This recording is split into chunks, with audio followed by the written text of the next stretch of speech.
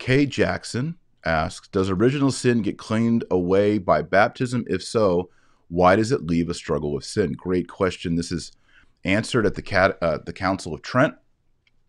Baptism. So, original sin has a twofold element. There is the guilt of original sin. This is the stain of original sin. It is the privation. Thomas Aquinas says it's the privation of grace and justice. Privation means a lacking, a deprivation.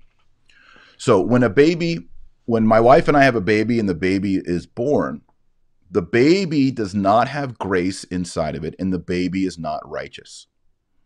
Those two things it doesn't have the Trinity inside the baby. Those are gifts of God that are super added to human persons. Now, Adam and Eve, when they were created, they were constituted. God gave them grace. He gave them justice.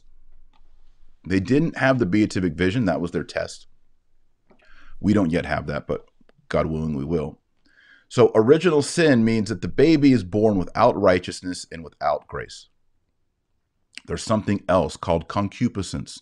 Concupiscence is the disorder of our 11 passions. Thomas Aquinas says we have 11 passions. If you want to learn about that, please take the class at New St. Thomas Institute, newstthomas.com.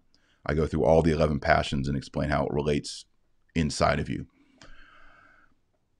Our passions are disordered. So, for example, you're eating chips and salsa or chips and queso, and you have food coming, and you're like, I really should stop eating these chips because I'm going to get full and I'm not going to eat the meal that's prepared for me. But you keep eating chips and you keep eating chips. That's concupiscence. Concupiscence is you're eating ice cream and you say, I really should put this pint down because I've eaten half the pint of ice cream already. And I'm going to get fat and it's not healthy and I might get heartburn. And then you just keep eating the ice cream all the way to the bottom of the pint.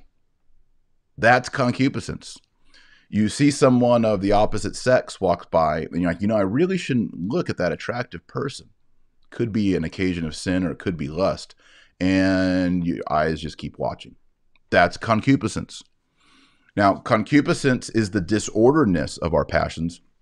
And Council of Trent said, unfortunately, God left it in us at baptism. So at baptism, you get grace, you get faith, you get hope, you get charity, you get the indwelling of the Trinity, Father, Son, and Holy Ghost. You get hooked up, all kinds of great things. But that disorderedness of our passions remains. And Council of Trent says the reason for that is so that we can fight.